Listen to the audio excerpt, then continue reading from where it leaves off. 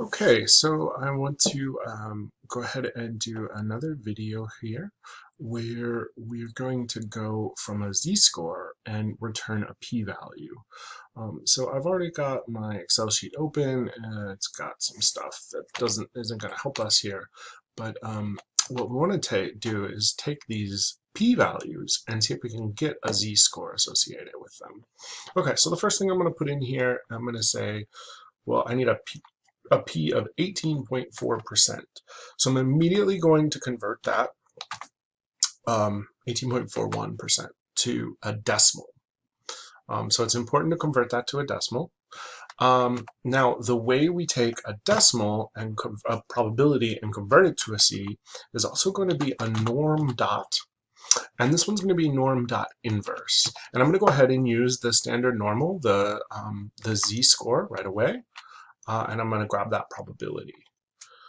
So there we go, and it gives me a z-score. Now, one of the things that what I always do in class here is I will actually draw the z-score.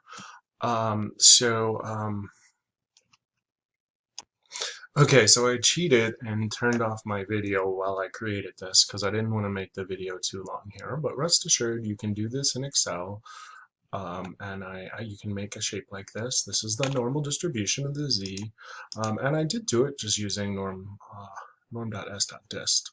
I actually used the false, which I told you you'd never use, so let's just pretend you'll never use it. So you get this shape that's the z curve, right? And what I want to have happen here is I want 18.41% of observations to fall below it.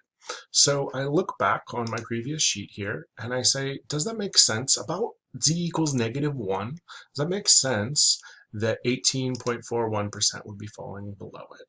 Yeah, that makes sense. You know, if I would draw a line here, right, and I'd shade this area in, under this curve there should be 1 total. So it makes sense that 18% would fall over here.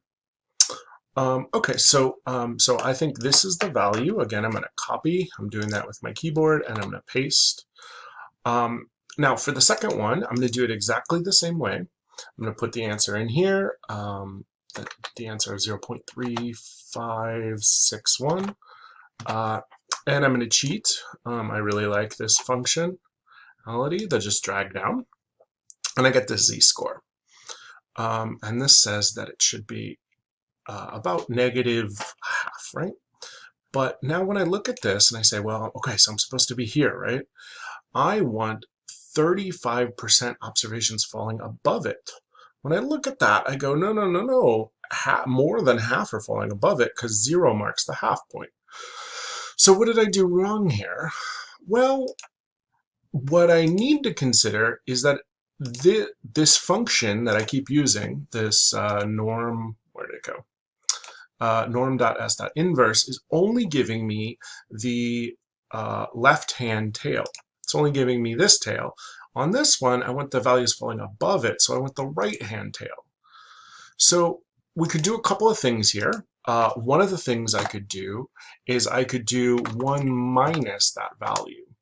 That would give me 64%, would give me how much should be over to the right, while I did that backwards. 64% should be over to the left, while 35% would be over to the right. And so again, I can drop that down, and you'll see now it gives me a positive z-score. Now, if you look at these z-scores really carefully, this would have been the trick that you could have used and seen in class. These are the same numbers if you take the absolute value, if you drop off that.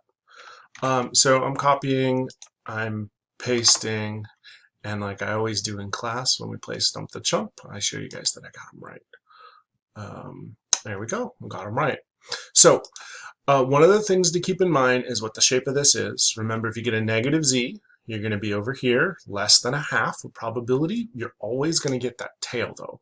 Always getting the left tail. So if you want the right tail, if you want things that are above it, you might have to subtract from 1 something. Or remember that if you want to just go the other way, that you can do that just by taking the negative off. That'll work for you most of the time. Okay, hope this helps, guys.